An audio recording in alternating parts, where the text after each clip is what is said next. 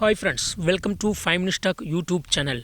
Here is Samsung Galaxy A17 5G smartphone. In this video, you will learn how to remove pattern lock password from your phone Samsung Galaxy A17 5G. First of all, in your phone, go to the settings. Then go to lock screen.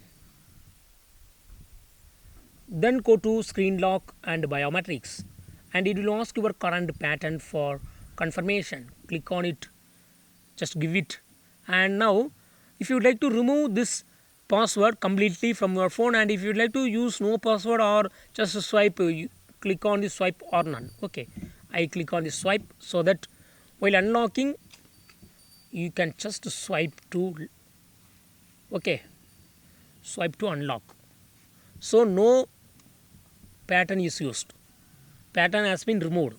Okay, so in this way you can easily remove pattern lock password for your phone Samsung Galaxy A17 5G. That's all friends. Thanks for watching. Bye.